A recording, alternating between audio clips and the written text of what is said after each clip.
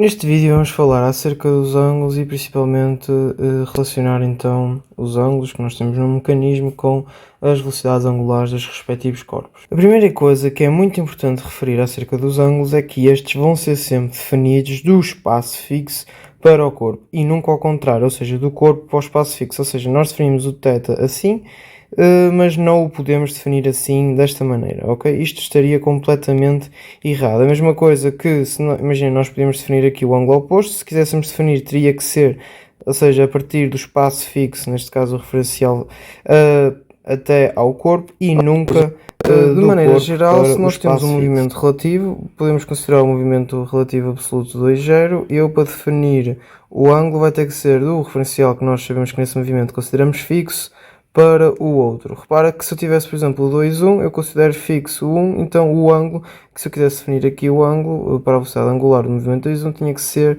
do 1 para o 2, ou seja, tinha que ser uma coisa assim deste género. Este conceito é muito importante para depois definir então os sinais das velocidades angular. Como sabemos, uma velocidade angular com este sentido de rotação é positiva, com este sentido vai ser negativa.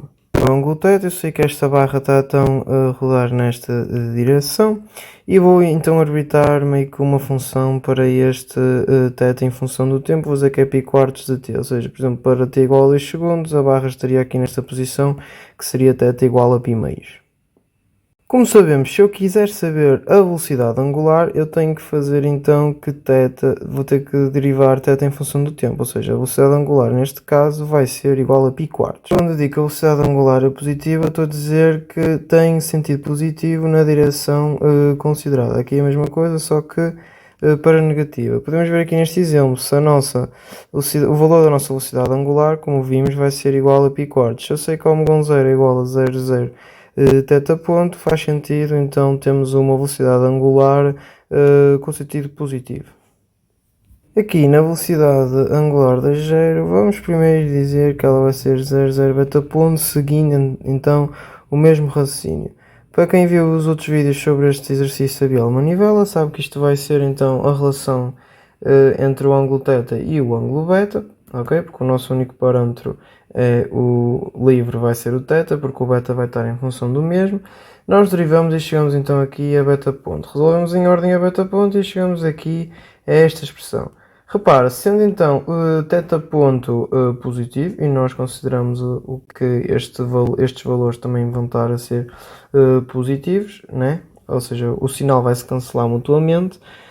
O que vai acontecer então é que aqui dá-nos que o beta ponto vai ser maior que zero. Mas como nós podemos ver, este beta está assim, ok? Com esta barra a vir para aqui, nós vemos então que a velocidade angular do corpo 2 no movimento 2,0 vai ter então este sentido, o que implica que se tem este sentido teria de ser negativo. Para ela ser negativa, nós teríamos então que acrescentar aqui esta correção, ou seja, a velocidade angular do movimento 2,0 será 0,0 menos beta ponto, porque repara, beta ponto vai ser, o valor em si é positivo, então para estar de acordo com a nossa convenção, o que tem que acontecer é meter este menos aqui atrás. Imaginando agora que eu sabia que esta barra continuava-se a movimentar neste sentido, mas o ângulo era definido assim, ou seja, em vez de ser do eixo X para o corpo, era do eixo Y para o corpo aqui tomado como alfa. Eu posso estabelecer esta relação, que alfa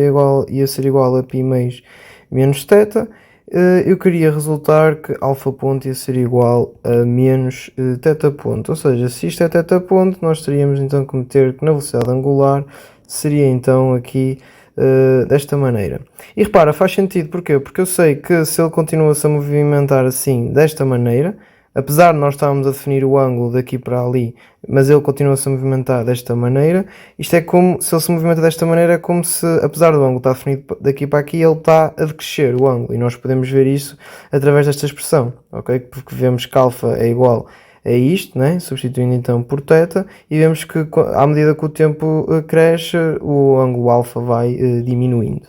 E também vemos através da derivação da expressão que alfa ponto de facto é um valor negativo, mas se ele se movimenta assim nesta direção, sabemos que a velocidade angular vai ter que ter valor positivo na sua direção, então nós temos que meter aquele menos alfa. Imagina agora que o ângulo beta, em vez de ser definido segundo este eixo, vai ser definido a partir de um eixo vertical para lá. Eu sei que esta barra vai se continuar a mover assim, desta maneira, ok?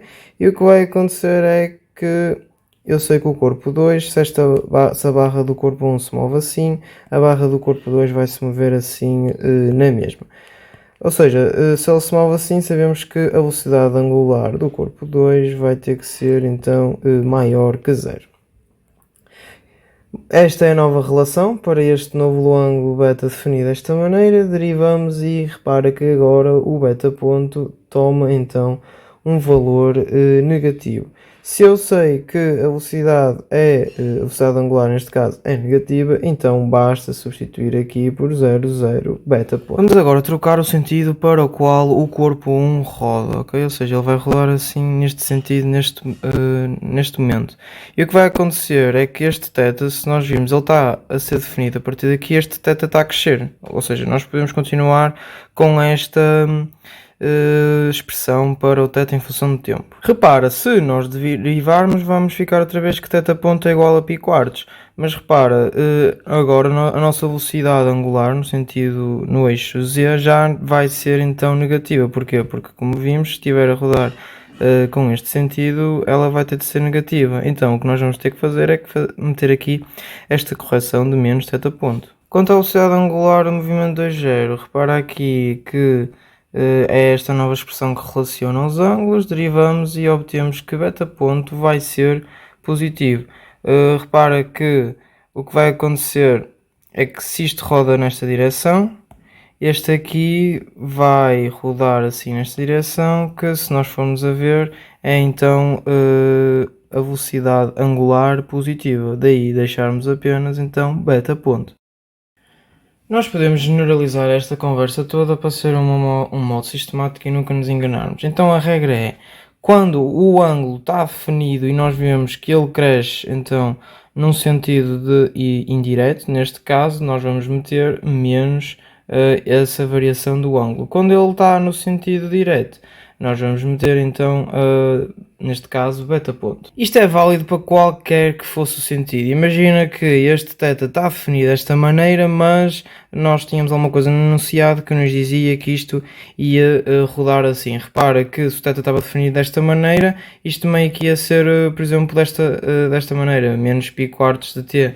Porquê? Porque se ele está a rodar assim, o ângulo definido a partir daqui está a diminuir, ou seja, o θ ponto ia ser menor que zero, se nós metêssemos um menos atrás ia ser maior que zero e ia estar então de acordo com o sentido da velocidade angular. Ou seja, na realidade a única coisa que interessa é o sentido em que o ângulo está definido. Se ele está definido neste sentido, nós vemos então que metemos o beta, neste caso o beta ponto, e não trocamos o sinal. Se ele está definido neste sentido, o nosso ângulo, trocamos o sinal. Repara que ao nível das velocidades, se nós quisermos determinar através de derivação, temos apenas que definir o vetor posição ao A, segundo este ângulo, ok? E não temos que estar a trocar sinais ao ângulo, é simplesmente meter R seno θ e R cosseno θ, tudo normal. Derivamos e obtemos então a expressão da velocidade. Repara que faz sentido, nós sabemos que ia ter uma velocidade então assim, desta maneira, em x é positivo, como nós podemos ver, e em y é negativo, como também podemos observar. Se fôssemos pela primeira equação de Mozzi, o que acontece é que nós sabemos que o ômega 0 é 0,0 menos θ ponto. Porquê? Porque ele está definido assim, neste sentido, o ângulo.